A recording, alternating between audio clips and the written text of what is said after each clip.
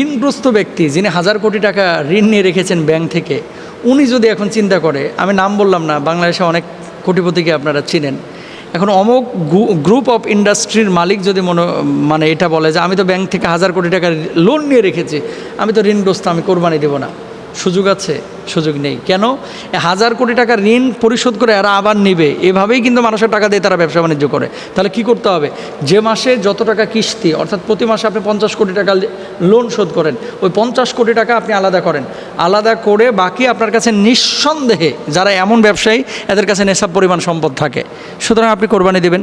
দ্বিতীয়ত হচ্ছে কিস্তি পরিশোধ। কিস্তিতে আপনি কিন্তু একটা টাইম নিয়ে কিন্তু ঋণটা পরিশোধ করেন কিস্তি, যেমন 5 মাস, 7 মাস, 8 মাস।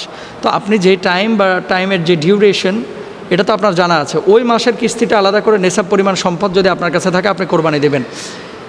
আর 20,000 টাকা ঋণ নিয়ে রেখেছেন অথবা 2 লাখ টাকা ঋণ নিয়ে রেখেছেন, আপনি এখন ঋণ পরিশোধ করবেন নাকি আগে কোরবানি দেবেন? আমি বলবো আগে ঋণটা পরিশোধ করেন।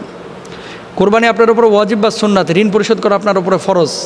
কারণ আপনি যদি মারা যান, মারা যাওয়ার পরে যদি এই ঋণ পরিশোধ আপনার পরিবার পরিজন না করে, আল্লাহর আদালতে কিন্তু আপনাকে দাঁড়াতে হবে।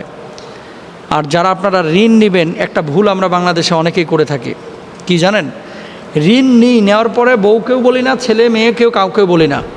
আপনি কি জানেন আপনার লাইফের কোনো গ্যারেন্টি আছে কখন আপনি মারা যাবেন? হয়তো বা হুট করে মারা গিয়েছেন, আপনার কাছে যে টাকা পাবে ওরা কিন্তু দৌড়ায় আসছে। কেন দৌড়ায় আসছে?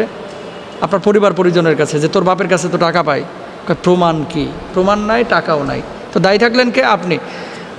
প্রত্যেকটা মানুষকে আমি আল্লাহর দোহাই দিয়ে বলছি, প্লিজ আপনারা যারা ঋণ নেবেন বা লেনদেন করবেন, দোকান থেকে বাকি খাবেন, আপনারা একটু পরিবার পরিজনের কাউকে বললেন যে অমুক জায়গা থেকে আমরা লোন নিয়েছি বা ঋণ নিয়েছি বা ওই লোকটা আমার কাছে টাকা পায়।